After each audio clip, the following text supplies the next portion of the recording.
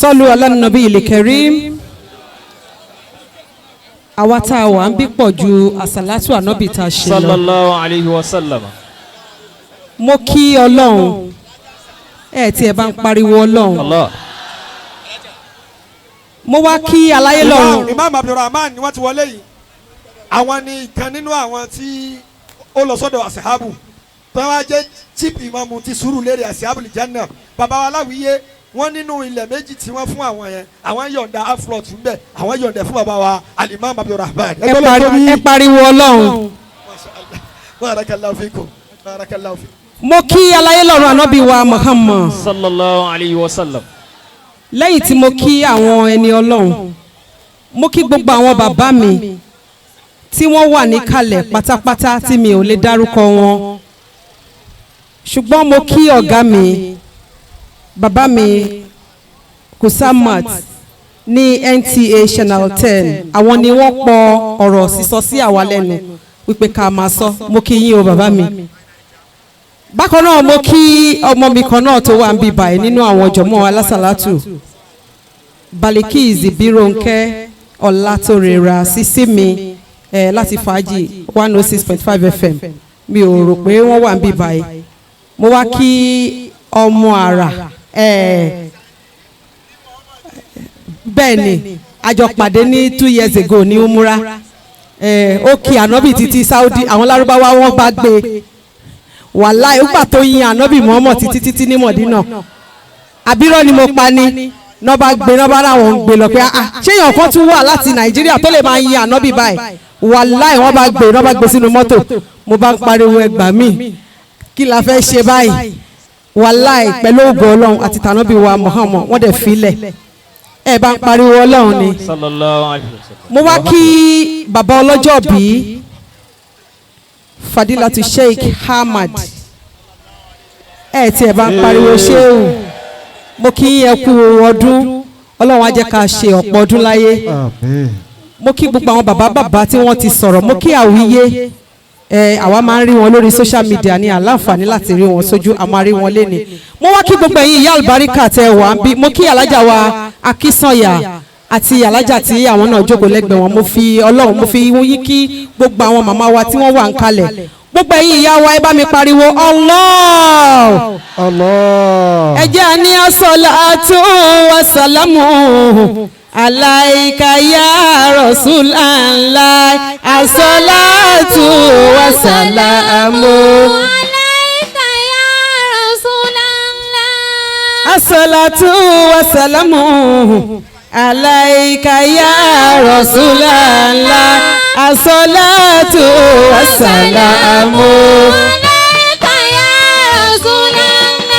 Muhammadu ya Rasulallah. Ahmadu títóbi fọ́lọ́hun ọba. Ẹ bá mi juwọ́ f'Olúwa. Kábíyèsí Olúwa. As-salatu was-salamu. Ẹ jọ̀ọ́ láàrin ìṣẹ́jú kan mo nídìí ọmọdé, kò sí ọmọdé o, gbogbo àwọn ọmọdé tẹ rí yẹn àgbàlagbà ni wọ́n, àmọ́ àwọn ọmọ yìí mo fẹ́ rí ọmọ márùn-ún, àwọn màmá àti ṣé àwọn bàbá wà ń bẹ̀? Ẹ má jà fún àwọn bàbá, obìnrin ló ń ṣiṣẹ́ ọmọ bíṣù ọmọ bá jìnnà kó má má a ti pọ̀ jù no ẹ jọ̀ọ́ ẹ bá mi ṣe ẹ jọ̀ọ́ ọmọ márùn-ún ẹ jọ̀ọ́ ọmọ márùn-ún.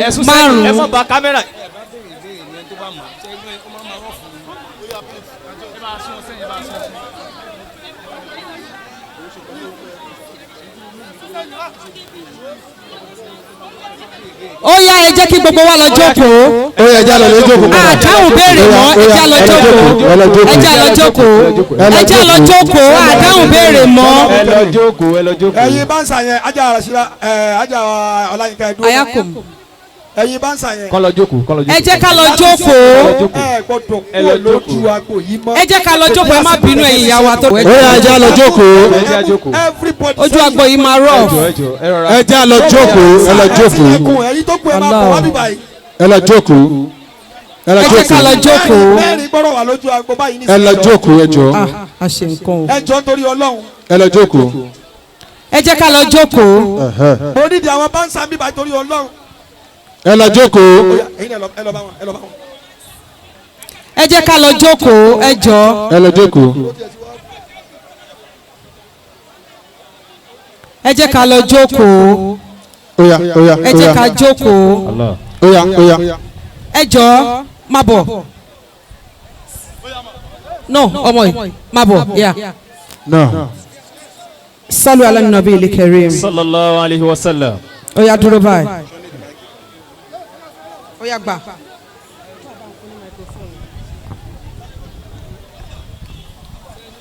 Ó yá kí lorúkọ ẹ?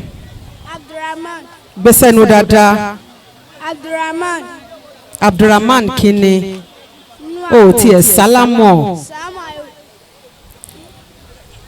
Ẹ bá mi gbé ẹ bá mi mú question yẹn. Ramadan Kareem. Ramadan Kareem. Allahu Akbar. Lọ jókòó. lọ jókòó lọ jókòó. Lọ jókòó. ó yá. Ó yá má bọ̀. Ẹ bá mi mú ọmọ yẹn wá.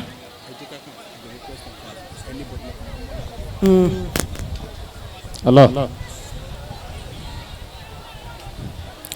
Ẹ má bínú a fẹ́ kí àwọn ọmọ yìí mọ nǹkan tó ń ṣe ni bẹ́ẹ̀ni. a gbọ́dọ̀ sọ pé nítorí pé a fẹ́ fún wọn ní kinní yìí kákan máa wá filẹ̀ just like that bẹ́ẹ̀ni. ẹ mọ̀ yìí pé wọ́n lọ sílé kéwú a tún fẹ́ máa jẹ́ kí wọ́n tún mọ̀ nípa nǹkan tó ń jẹ́ Islam ni Ramadan Kareem Allahu Akbar. ẹ bá ń gbọ́ lọ́hùn tóbi Allahu akbar. kí lorúkọ ẹ Rahmat Salamu. ó yá face camera. Ó yá. ó yá mú nọ́mbà. mú nọ́mbà. nọ́mbà kẹ́rin. mú nọ́mbà wo ló fẹ́ ó yá ó yá ó yá ó yá. ó ní nọ́mbà 2. nọ́mbà 2.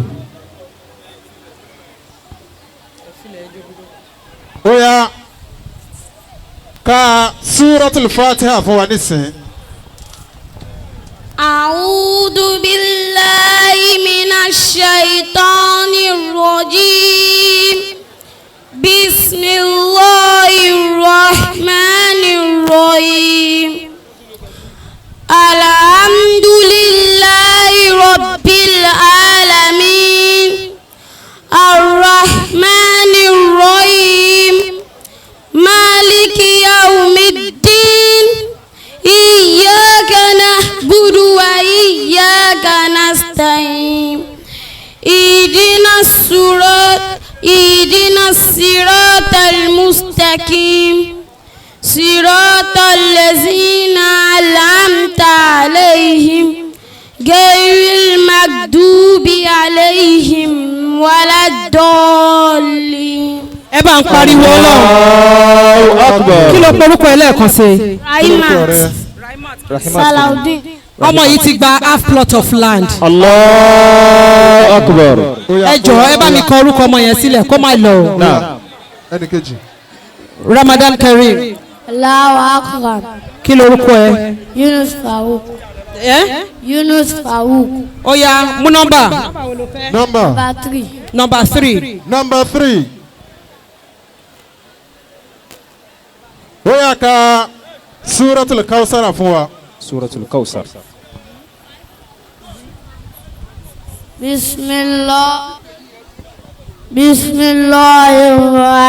Bismillahirrahmanirrahim.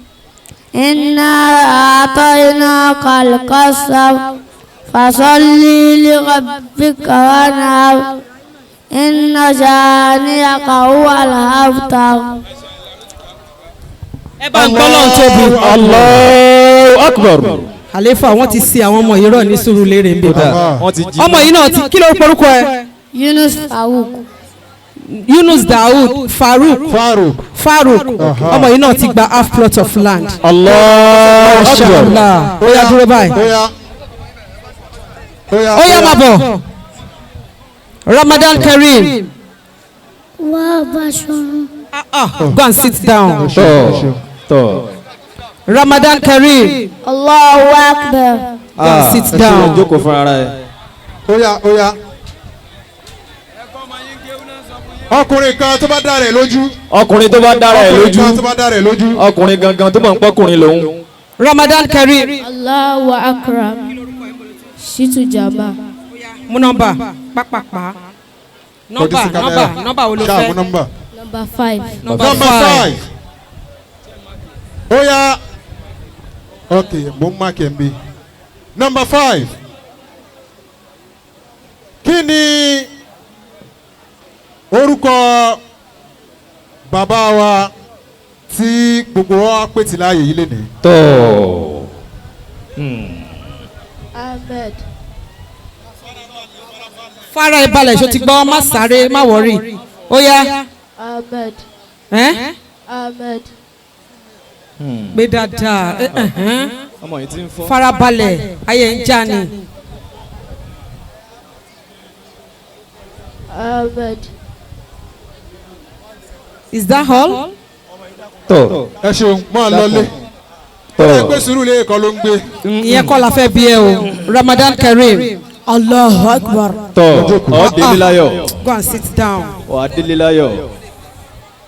Ramadan Kareem. mo fẹ́ Sallallahu nìkan. alaihi wasallam.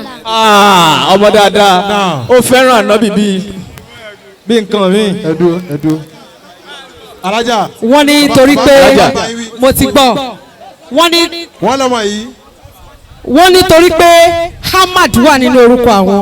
Wọ́n ní ọmọ yìí ti gba half plot of land. Allahu Akbar. Ẹ bá ń kọ́rúkọ ọmọ yìí ó yá sílẹ̀. kọ́rúkọ rẹ lẹ̀. alájà. Ramadan Kareem. Irọ́ òun kọ́ ló sọ bẹ́ẹ̀. ó dà. Ṣé o sọ pé sallallahu alaihi wasallam ni? ọmọ kan sọ bẹ́ẹ̀. No, òun kọ́.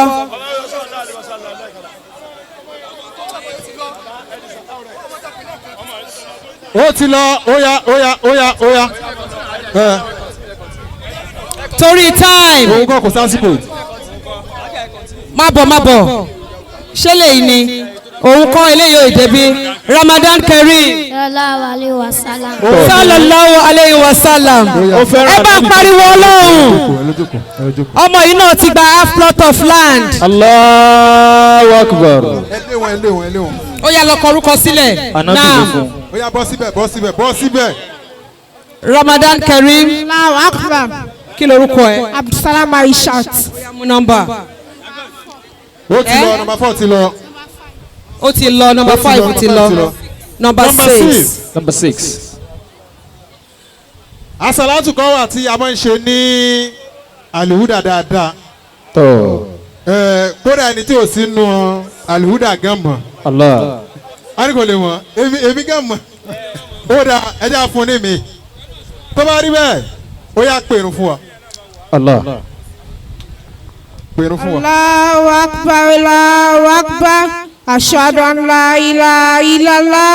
Ashhadu an la Muhammadu Rasulullah. Hayya ala falah. Hayya ala salam. ó ṣe ọmọ dáadáa wà á délé láyọ̀ insha Allah wà á délé láyọ̀. ẹ ṣeun. Ramadan Kareem. Ó di mélòó? Allah. Ó di mélòó tó ti gbà? mẹ́rin ló ṣì wà lẹ́ báyìí. Allahu Akram. Alágbàlá Fauzia. Fauziya. Ó yá. ó yá nọ́mbà kí ni Mú nọ́mbà kí ni. Number 4. ó ti lọ. Ó ti lọ. 5 ti lọ. 6 ti lọ. ó yá 7. number 7.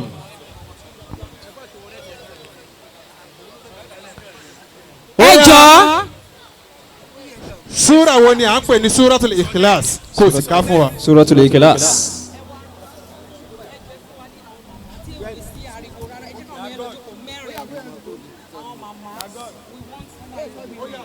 We want 5 women. Yeah. àbó gbọ́ bèrè yẹn dáadáa. Suratul súrà wo Ikhlas. là ń pè ní súratul Ikhlas kò sì ká fún wa. Suratul Ikhlas. kúlẹ̀ wà láwù. Bismillahirrahmanirrahim. أعوذ بالله من الشيطان الرجيم بسم الله الرحمن الرحيم سورة الإخلاص قل هو الله أحد الله الصمد لم يلد ولم يولد ولم يكن له كفوا أحد. Ó ti ká o. alájà yẹn fún wọn lórí ànábì. sallallahu alayhi wa sallam. sallallahu alayhi wa sallam. ọmọ yìí náà ó ti gba half plot of land. Allahu Akbar. Lọ́kọ̀ọ́rùkọ rẹ̀ ń bẹ̀ wọ́n. ẹ dúró. ó di mélòó tẹ́ ti pín yẹn. ó di mélòó. Márùn-ún. ó di Márùn-ún fáwọn ó mẹ́wàá lẹ̀ báyẹn. now now ó now. mẹ́wàá oya ẹ mọ̀jọ́ ó pẹ́ mọ́ torí ọlọ́run torí ọlọ́run. oya. Àwọn àgbàlagbà ni wọ́n pè àwọn àgbàlagbà. Ọmọ kékeré yẹn sún sẹ́yìn. bansa ẹ dẹ́kun. mama Ramadan Kareem. sallallahu alayhi wa sallam. tọ́ wọ́n ti gbẹ̀ fún sallallahu alayhi wa sallam. sallallahu alayhi wa sallam. oya. ẹ wá forúkọ Allahu yẹn. Akram ni o ẹ̀yin màmá wa Ẹ kú. torí pé tá a bá ní ká máa gbà wọ́n wọlé pé wọ́n ti pé sallallahu alayhi wa sallam everybody la máa fẹ́ sọ pé a máa fẹ́ ní sallallahu amọ̀kórúkọ ànábì amọ̀kórúkọ ànábì tó gba gbogbo nǹkan. ẹ wá ní bèrè ẹ mọ́. ok. tọ́ mama ẹ sọ pé Allahu Akram. Allahu Akram. tọ́. mama ṣe lè dáhùn question ṣe lè ka fatia mama. ó yẹ ká fatia. bisimilayi rahman rahim alihamdulilayi bisimilayi rahman rahim alihamdulilayi rabil alamina arahman rahim maliki yawmidini iyaka na'budu wa iyaka nasta'in idina siratal mustaqima siratal lazina an'amta alayhim ghayril maghdubi alayhim. Ọlọ́run tó bẹ̀rẹ̀. àmín. mama ẹ má lọ o pẹ̀lú ògùn Ọlọ́run ẹ̀yin náà ti gba half plot of land. ẹ dìde màmá ẹ dìde. mama ẹ dìde ẹ dìde ẹ dìde ẹ dìde mama ẹ dúró síbẹ̀ yẹn. Ramadan Kareem. Allahu Akbar. Goniya Tanjon. ẹ jọ ó di mélòó. ó di mélòó. Aisha. ó yẹ kó ti jù bẹ́ẹ̀ lọ. Ma. Bismillahir Rahmanir Rahim. Isa jaha nasrullahi wal fatahu wa ra'aita an-nasa yadkhuluna fi dinillahi afwajan fasabbih. Mama ti ẹ lè gbalẹ̀. wọ ànábì. sallallahu alayhi wa sallam. Mama ti gbalẹ̀. Mama ti gbalẹ̀. ó yá Ramadan Kareem. ẹnìkan ni mama o. ṣe lè ka iná àtẹ iná. mama ẹ sọ pé Allahu Akram. Allahu Akram. ó yẹ ka iná àtẹ iná. Bismillahirrahmanirrahim. Na'atinaka. mama ẹ farabalẹ̀. Bismillahirrahmanirrahim. Na'atinaka al-kawthara fasali rabbika waliha nashani'aka waliabtar. Allahu Akbar. Mama gbalẹ̀ o. ẹ jẹ́ kí mama yẹn máa bọ̀. Mama pẹ̀lú ti ògùn gbalẹ̀ Ọlọ́run o. ó di mélòó. Ó di Aisha mẹ́jọ. mélòó. 7. ẹ má wọrí èèyàn kan tí mo nídìí mo ti rí wọn. mama Ramadan Kareem. Allahu Akbar. ojú agbo yìí ti fẹ́ rọ̀ fún tí mo ṣe ń fẹ́ yìí bọ̀. kí ló dé náà ló kó báyìí. now. Sidikatu Adeboye. ó yá nọ́mbà kílẹ̀ mú. ó yá. ẹjọ ibi tí wà ráúdì jù. Ẹ jọ̀ọ́ ẹ sún sẹ́yìn. ibi tí wà ráúdì jù ẹjọ èrò ti pọ̀ jù. tẹ bá ti dáhùn ni tó bá ó ti yá ní ẹ̀ka ẹ̀ka. iná àti iná fún wa. Iná àti iná kàlùkà sára. Asálùwẹ̀ ọdún kàwálíà. Iná ṣàlíà kàwálàntà. Allahu Akbar. Tọ́. agbọ́lá tóbi. alájà sàgbà. wọ́n ti gbà á Wọ́n ti gbà á o. àgbà yìí kan gbà á. ẹ dúró náà o. Allahu Akbar. kí ló Ramadan Kareem. mo rí bẹ́ẹ̀ kí ọkọ mi ṣàìsí Adija.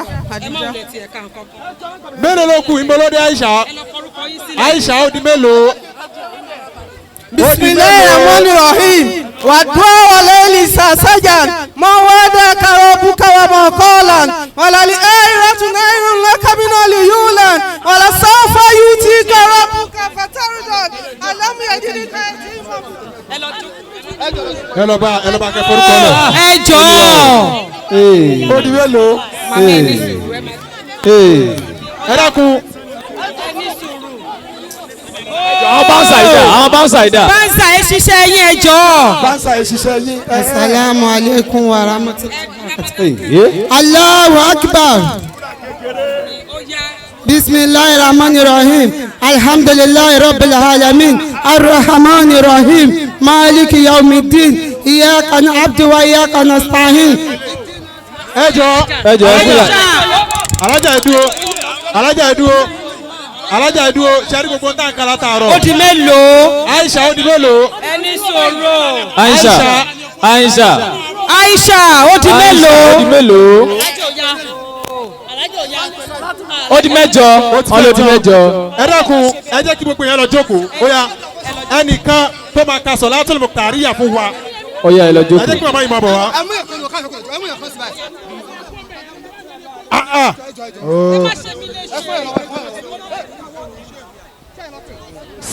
ẹ sún sẹ́yìn ẹ sún sẹ́yìn.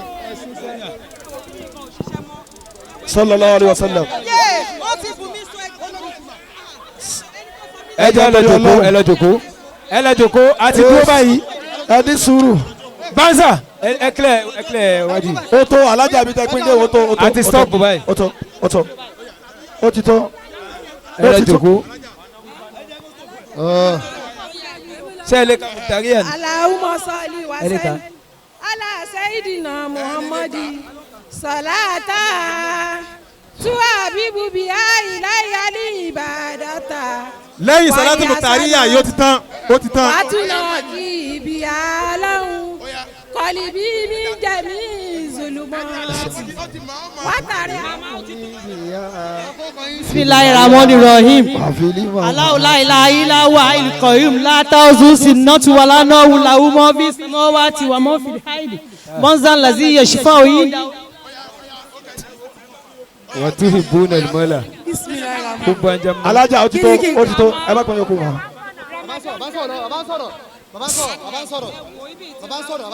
ẹni tẹ́ ń dá lóhùn yẹn tí wọ́n ti dá lóhùn tán kó ilẹ̀ ò bá kù ẹ dá dúró. ẹ̀yin tẹ́ ń korúkọ wọn. Ramadan Kareem Allahu akbar. ẹ̀yin báńsà ẹ̀yin ẹ ti wá dúró tó wà bíbá ẹ̀dẹ̀ tún sílẹ̀kùn fáwọn èèyàn. kàfáyà fatai. bisimilahi rahmani rahim ina ataina kalikausara wasalili robika wani hak inna sali aka huwa la muta.